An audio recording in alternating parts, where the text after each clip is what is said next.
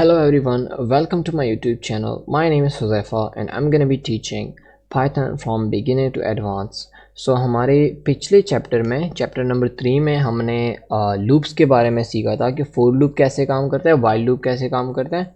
और आज का जो हमारा चैप्टर है वो हम थोड़ा एक स्टेप आगे जाएंगे और हम एक्सटर्नल और इंटरनल मॉड्यूल्स के बारे में बात करेंगे, जो कि पाइथन में बिल्ट इन जो खुद के मॉड्यूल्स आते हैं और जो एक्सटर्नली मिलते हैं वो वाले, उसके बारे में भी बात करेंगे। और मैं छोटे से एक दो तीन चीज़ें मैं यूज़ करके मैं आपको बताऊंगा वो मॉड्यूल्स के कैसे वर्क करता है। तो चलिए स्टार्ट करते हैं अपने चैप्टर को।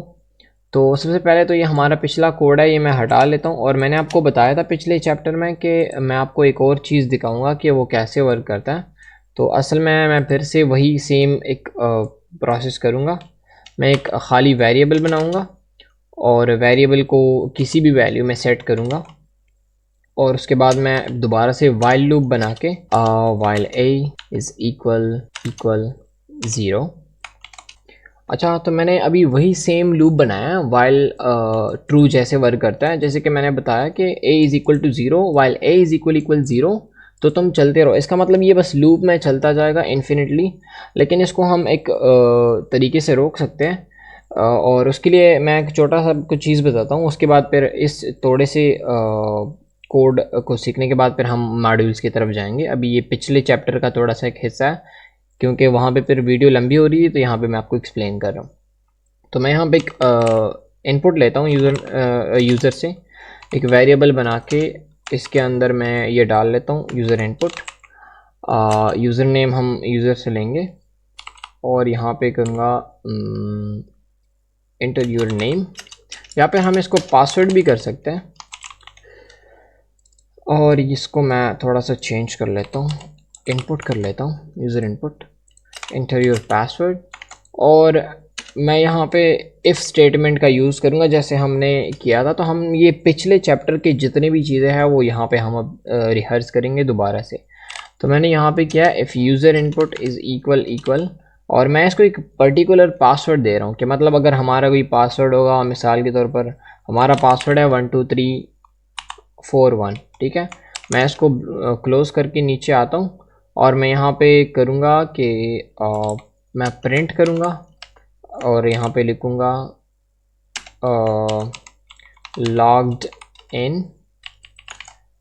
और मैं यहाँ पे अब इसको क्या करूँगा, इसको मैं रोकूँगा, वाइल लूप को मैं रोकूँगा, a इज़ इक्वल टू 1 करूँगा। अब मैं यहाँ पे क्या कर रहा हूँ कि मैं इसको बोल रहा हूँ कि a इक्वल टू 0 है और वाइल लूप तब तक चलता रहेगा, वाइल लूप जब तक a इक्वल टू 0 है, ठीक है। लेकिन मैं यहाँ पे फिर एक यूज़र से इनपुट ले रहा हूँ और अगर यूज़र ने ये वाला इनपुट दिया, ये नंबर अगर यूज़र ने इनपुट में डाला 12341, तो तब क्या होगा कि हमको ये प्रिंट हो जाएगा लॉग्ड इन, क्योंकि हमने करेक्ट पासवर्ड दे रखा है। और वाइल लूप रुक जाएगा। वाइल लूप क्यों रुकेगा? क्योंकि मैंने a को 0 से 1 कर लिया और वाइल लूप को पता चल गया कि हाँ अब a इक्वल टू 0 नहीं है, अब 1 है, तो इसीलिए वो काम नहीं करेगा। और इसके लिए हमने एक एल्स भी क्रिएट करना है, एल्स कंडीशन, जिसमें हम प्रिंट करेंगे print wrong password try again. मैंने लिख लिया हाँ यहाँ पे, और मैं ऐसे ही बस एक सिंपल सा प्रॉम्प्ट मैंने बना लिया। अब इसको चलो रन करके देखते हैं कि क्या होता है। तो यहाँ पे सिंपल एक प्रॉम्प्ट आ गया, कह रहा है एंटर योर पासवर्ड। और जब मैं इसको कोई रैंडम सा नंबर देता हूँ, कोई भी नंबर, मतलब कुछ भी मैं डाल दूँ, एंटर करूँ, ये फिर कह रहा है रॉन्ग पासवर्ड ट्राई अगेन। लेकिन ये कोड रुक नहीं गया, ये फिर से मुझसे पासवर्ड मांग रहा है। फिर मैं कुछ और टाइप करूँ, एंटर, मैं कुछ भी करते जाऊँगा, मैं कुछ भी लिखते जाऊँगा, मैं कुछ करूँगा, ये वही मुझे बार बार बोलेगा रॉन्ग पासवर्ड। ये ऐसी काफ़ी जो वेबसाइट्स वगैरह होते हैं या ऐप्स होते हैं जिसमें तुम कोई इनकरेक्ट पासवर्ड या की कुछ देते हो तो वो दोबारा तुमसे बोलता है ये इनकरेक्ट और ट्राई अगेन। तो ये यहाँ पे वर्क करता है। अब अगर मैं ठीक का पासवर्ड दूँ 12341 और एंटर करूँ तो ये अब रुक गया यहाँ पे लूप, और यहाँ पे कह रहा है लॉग्ड इन। तो इसका मतलब है कि ये हम तब यूज़ कर सकते हैं जब हमने कोई ऐप बनाना है और जिस पे पासवर्ड हो या फिर जिस पे कोई यूज़र नेम हो और वो एग्जैक्ट यूज़र नेम डालेंगे तभी यहाँ पे कोई फंक्शन कॉल होगी, कोई भी फंक्शन। तो यहाँ पे मैंने फॉर एग्जांपल प्रिंट यूज़ किया है तो ये यहाँ पे कॉल हो गया। अगर हम किसी फंक्शन को ऐसे कॉल करते हैं जिससे कोई सॉफ्टवेयर के अंदर हम लॉगिन हो सकते हैं, तो वो भी यहाँ पे हम कॉल कर सकते हैं और वो लॉगिन हो जाएगा। तो बस इतना ही था वाइल लूप के बारे में। अब हम मूव ऑन करते हैं अपने मॉड्यूल्स की तरफ। और मॉड्यूल क्या होता है कि जैसे कि यहाँ पे ये फंक्शंस होते हैं, जैसे कि प्रिंट हो गया, और भी काफ़ी सारे हैं जो कि लेन फंक्शन हो गया, और भी काफ़ी बहुत सारे हैं, लेकिन मैं आपको एक्सप्लेन इसमें नहीं कर पाऊँगा। और फिर अगर आपको पूरे डिटेल में चाहिए तो मेरा डिस्कॉर्ड का सर्वर भी आप ज्वाइन कर सकते हैं, और मुझे पर्सनली भी डीएम कर सकते हैं, कहीं पर भी किसी प्लेटफॉर्म पर भी, मैं हर प्लेटफॉर्म पे एक्टिव होता हूँ। तो चलो मैं आपको थोड़ा सा एक्सप्लेन करता हूँ कि ये मॉड्यूल कैसे वर्क करता है। तो हमने सबसे पहले जाना है, अगर आपको ये 3 डॉट नहीं दिख रहा तो आपको शायद सिंपली ऊपर दिख रहा होगा, तो ये टर्मिनल आपने ढूंढना है और न्यू टर्मिनल खोलना है। आप इसके थ्रू भी कर सकते हो, इस टर्मिनल के थ्रू भी, और आप सिंपली विंडो प्लस आर दबा के CMD खोल के यहाँ पर भी आ सकते हो। ये दोनों सेम काम करेंगे, ये टर्मिनल और CMD, ये दोनों टर्मिनल बिल्कुल सेम काम करेंगे। और इस वीडियो के लिए जो हम यूज़ करेंगे इस कोर्स के लिए, तो वो जो है वो ऑलरेडी बिल्ट इन आते हैं पाइथन के अंदर, लेकिन एक और हम यूज़ करेंगे एक्स्ट्रा, वो ऑटोमेशन के लिए यूज़ होता है, PyAutoGUI उसका नाम है। तो उसको इंस्टॉल करने के लिए मैं आपको स्क्रीन पर भी दिखाऊंगा, और उसके लिए लिखना होता है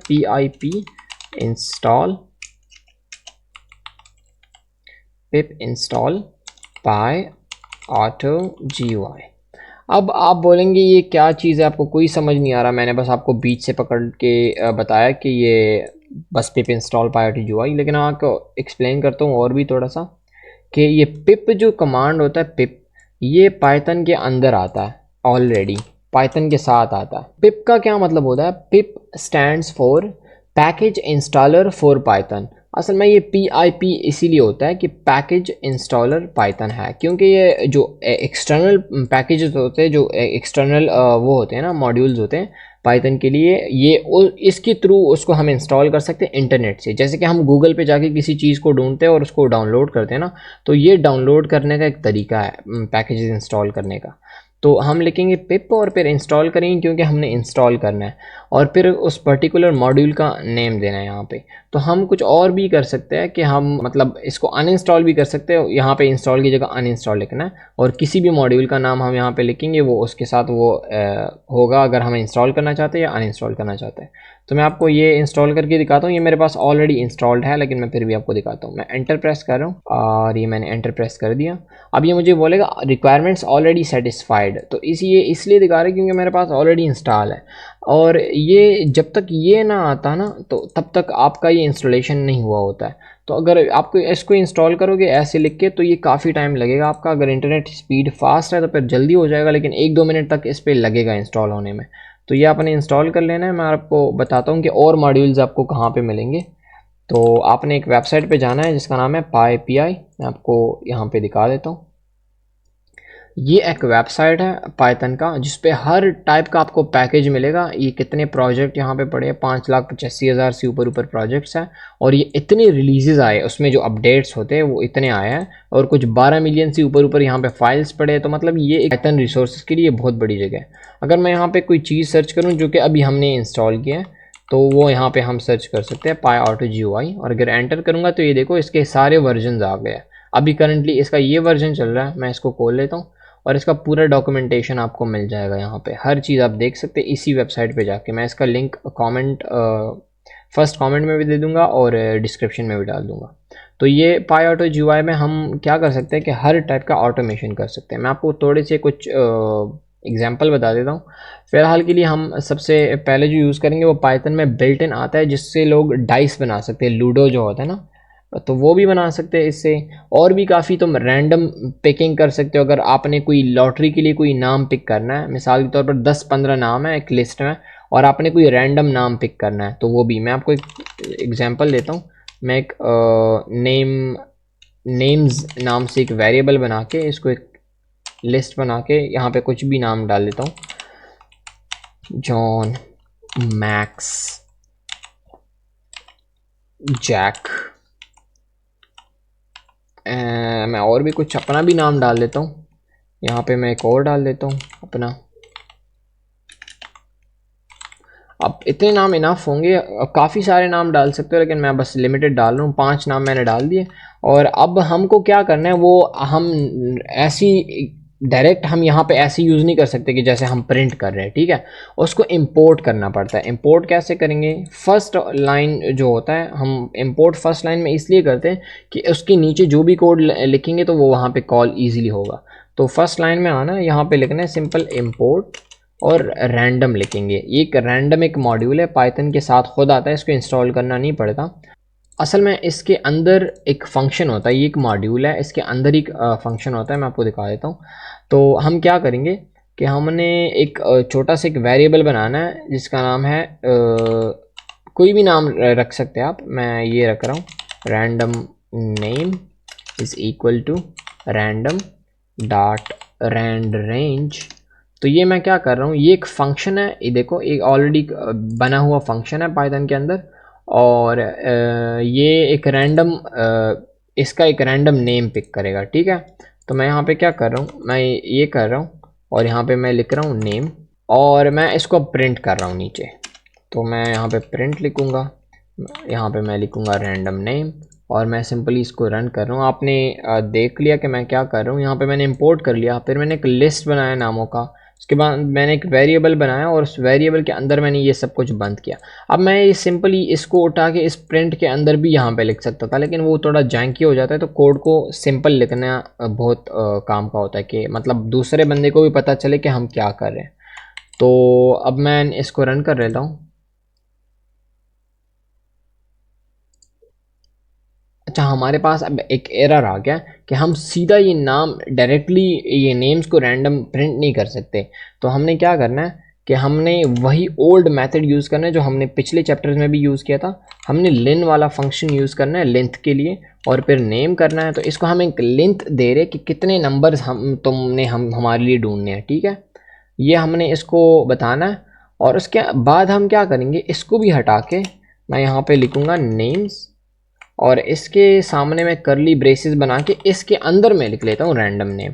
तो ये क्या करेगा, ये इस नेम्स का लेंथ ले रहा है, जो जहाँ पे कितने नेम है, तो यहाँ पे 5 नेम है, तो ये 5 नेम इसने नोट किए कि हाँ यहाँ पे 5 नेम है।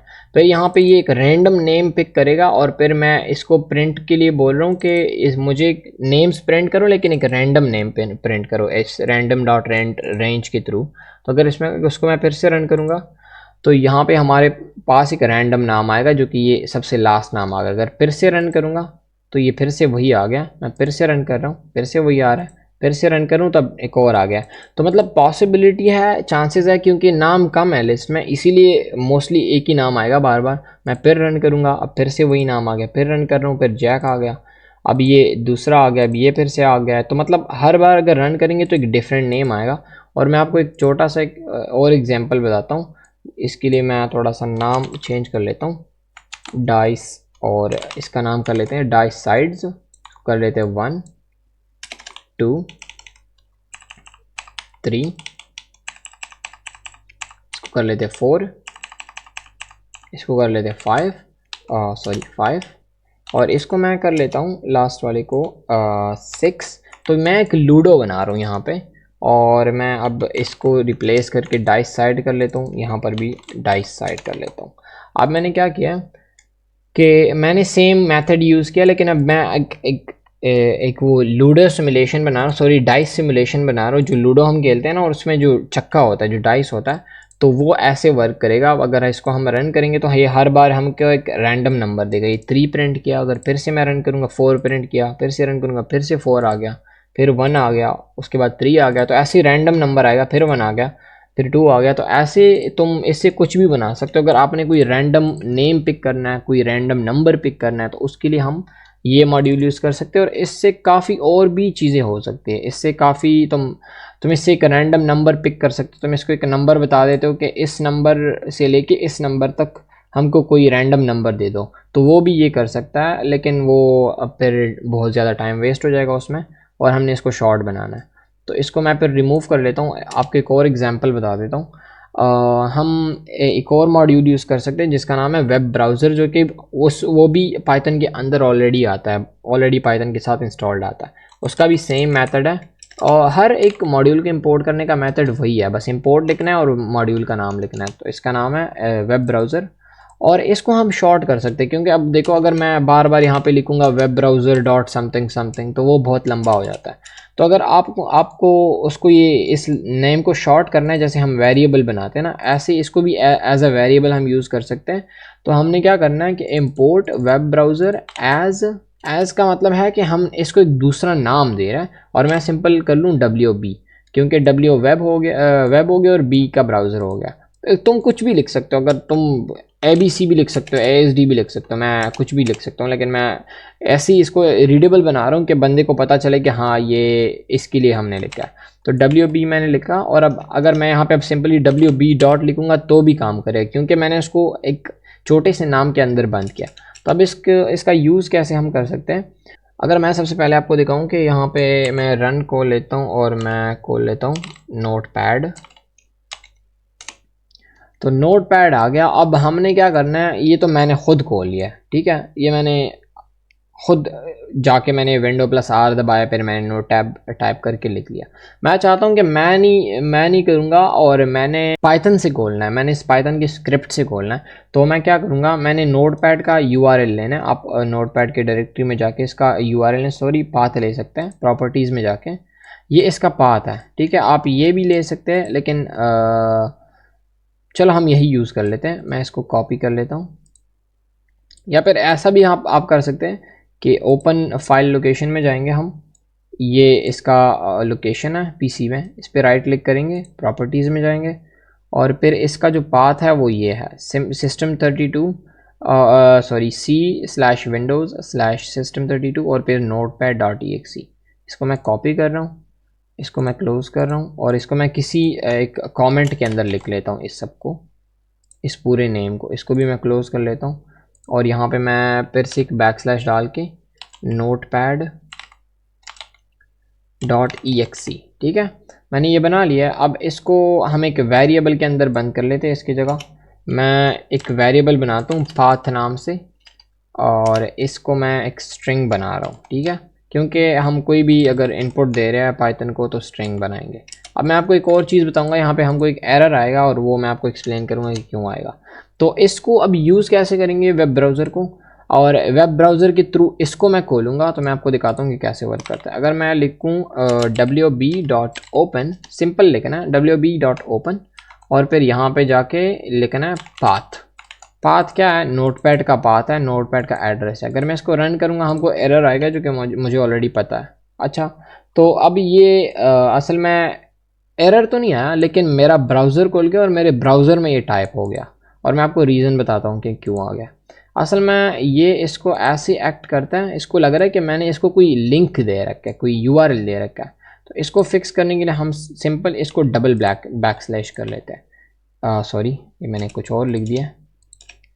इसको हम डबल बैकस्लैश कर लेते हैं, एक बैकस्लैश की जगह हम 2 लिख लेते हैं, और फिर दोबारा मैं ट्राई करता हूँ, रन कर लेते हैं।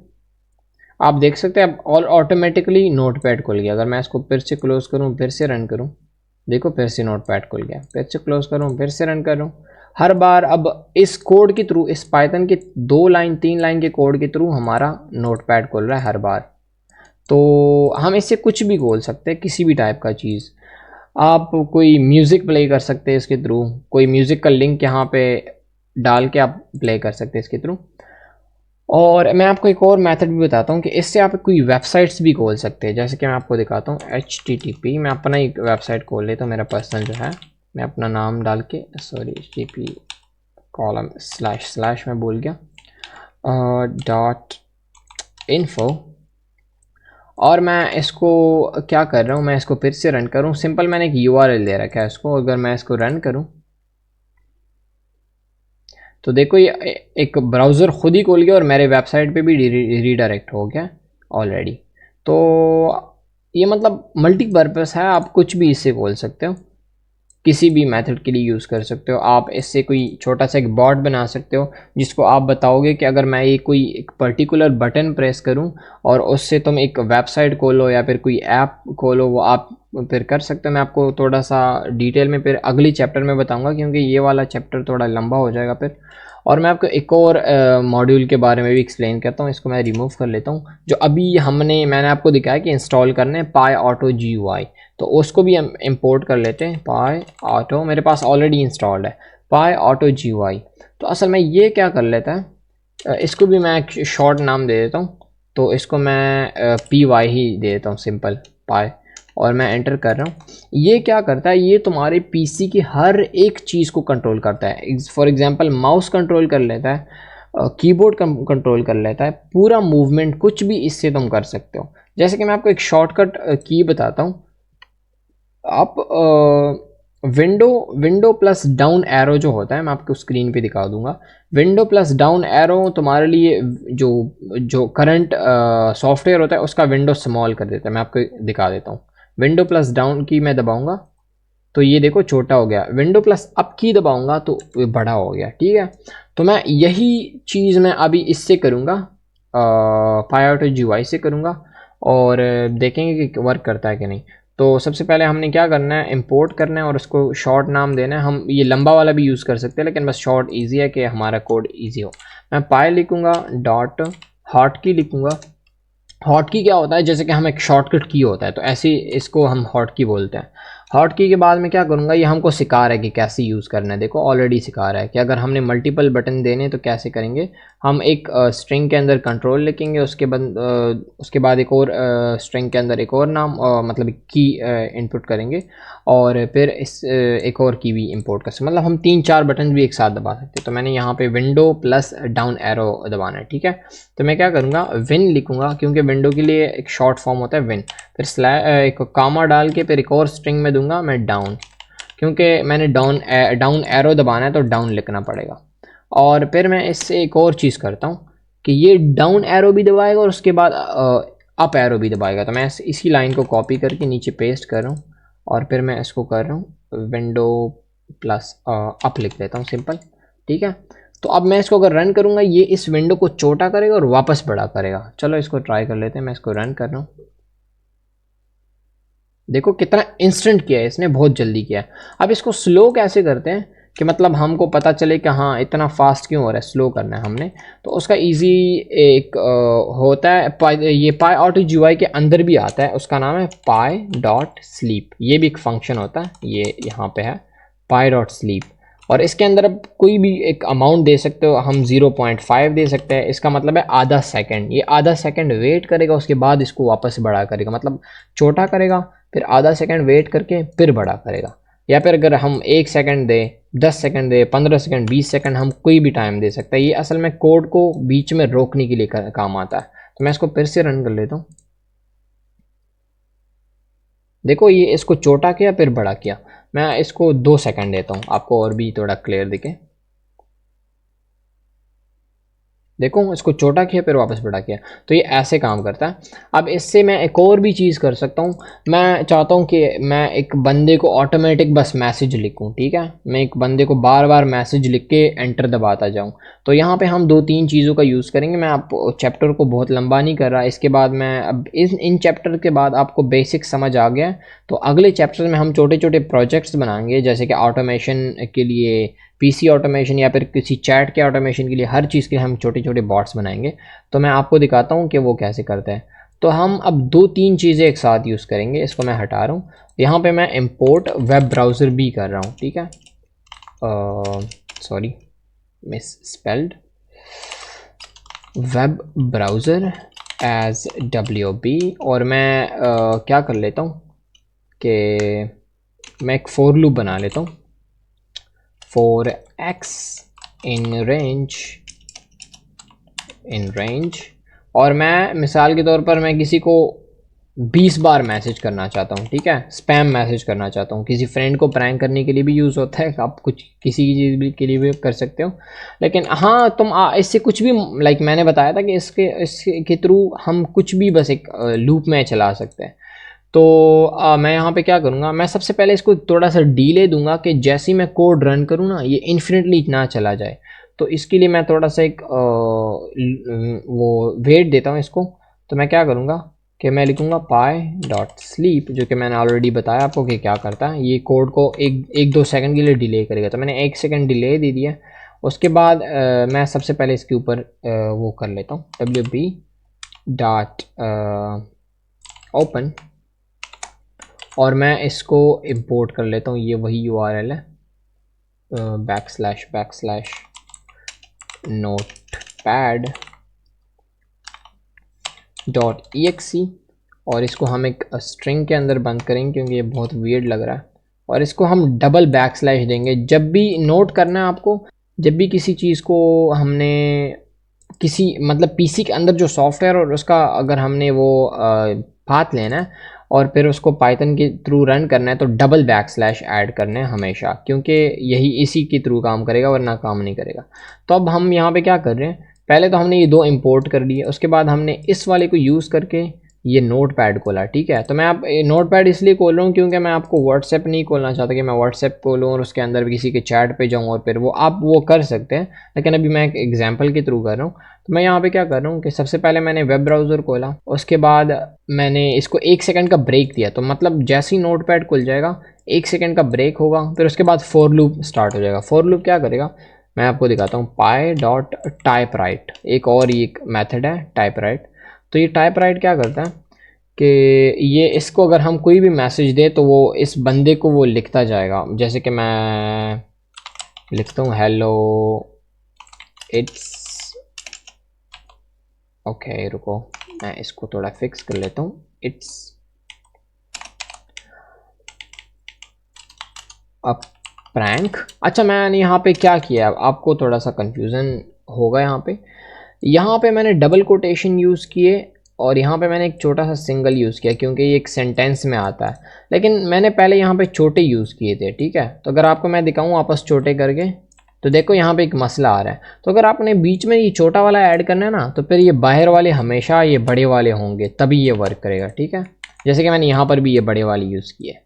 तो अच्छा, मैंने यहाँ पे एक छोटा सा मैसेज लिखा और इसको अब ये तो चलो पाइथन तो ये लिख देगा, लेकिन एंटर कैसे दबाएगा, मतलब हमने ये लिख दिया है यूज़र को, लेकिन ये तो बस 20 बार लिखता जाएगा ना बार बार लूप में, लेकिन हम ये नहीं चाहते।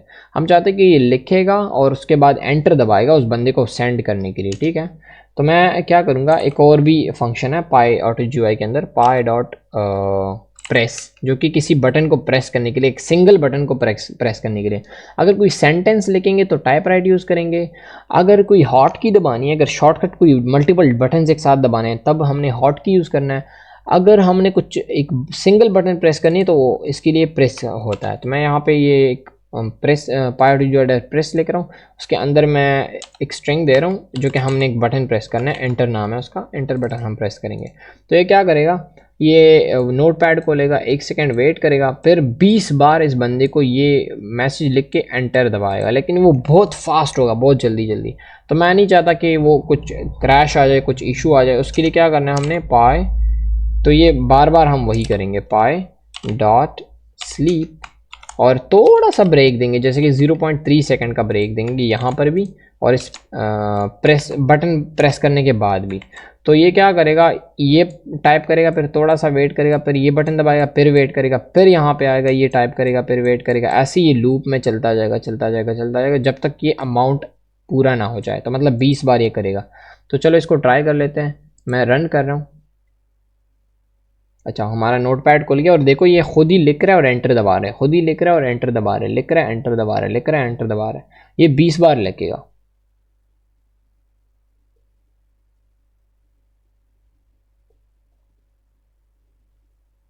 तो अब ये आप देख सकते हैं ये सारे हो गए। अब आपको थोड़ा मैं दिखा देता हूँ, यहाँ पे दिखा रहा है लाइन 21, और ये इसलिए दिखा रहा है क्योंकि हर एक लाइन के लिखने के बाद ये एंटर दबाता है। तो मतलब ये लाइन 20 तक ही लिख चुका है। यहाँ पे देखो ये 20 लाइन्स ही है।